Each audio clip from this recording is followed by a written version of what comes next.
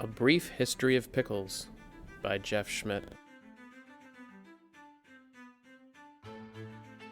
Before the humans built great nations, before the sea filled with crustaceans, at the beginning of Earth's rotation, pickles ruled creation. Noble and powerful kosher dill, bread and butter stronger still, sweet hot pickles reigned until some other veggies had their fill.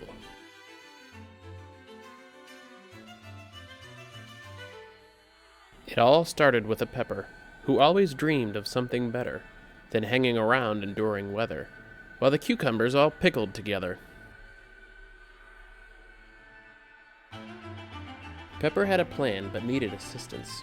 She picked herself and went a great distance, recruiting food to join the resistance and wipe every cucumber from existence. She insisted to the fruits it wasn't fair.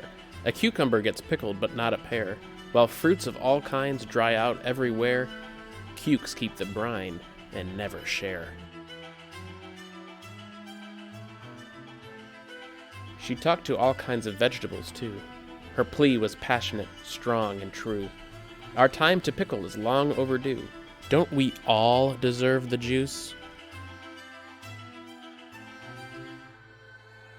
Aren't we such a sorry bunch, rejected every day at lunch, while the cucumbers get to bring the punch and that satisfying pickle crunch?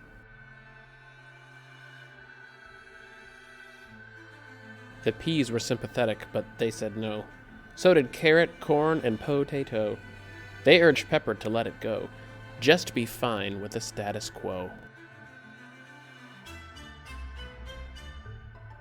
But some were listening to Pepper's remarks, and in them deep down there lit a spark. No longer would they stay in the dark.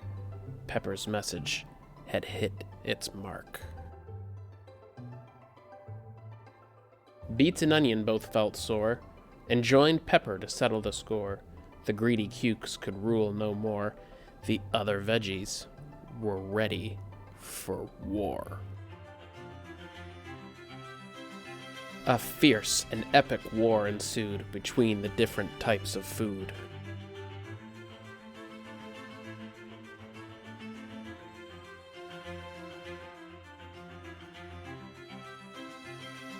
It was sweet hot the beets pursued, while onion battled dill in the feud.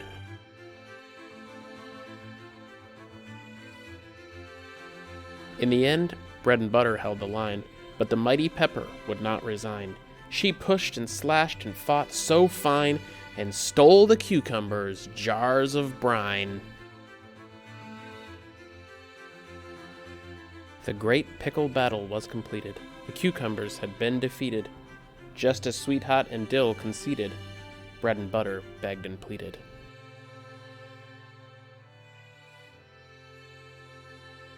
Okay, fine, we admit it, you've beat us.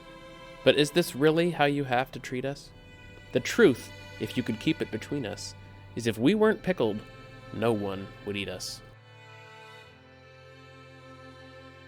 They had to admit that this was true. Plain cucumbers were disgusting, they knew. So Pepper came up with an idea all new. Would you like to pickle with us too? So a new friendship had begun with every plant under the sun. No longer would cucumbers have all the fun. From then on, pickling was for everyone.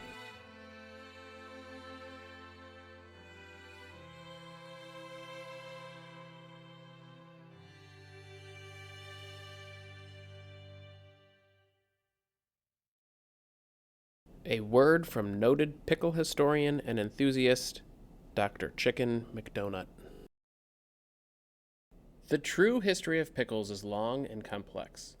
It's filled with adventure, magic, romance, and lots of high-flying action. The real story requires very little artistic embellishment, which is why I find some of the facts presented in A Brief History of Pickles rather troubling. First, obviously, pickles don't have eyes or mouths, and they definitely don't wear crowns or fight with swords. Second, the idea that a rebellious pepper would be upset at cucumbers for hoarding all the brine to pickle themselves is ridiculous. Cucumbers are vegetables. They can't carry out the complicated pickling process by themselves any more than a kiwi can pick up a flute and play Pop Goes the Weasel. And this idea that pickling is for everyone is not only absurd, it's dangerous. Not all foods are created equal when it comes to pickling. Once I tried to pickle a loaf of bread, and, long story short, my house burned down. If you're interested in more accurate histories written about pickledom, I'd encourage you to check out your local library. Pickled, a Love Story by my friend Dina Pickleface would be a great place to start. And a full, complete, and comprehensive history of everything that has ever been pickled in the history of pickling by Professor Peter Piper is 5,000 pages of riveting list-making. Yours, Dr. Chicken McDonut, Distinguished Professor of Pickledom, College of Pickles, Pickle University.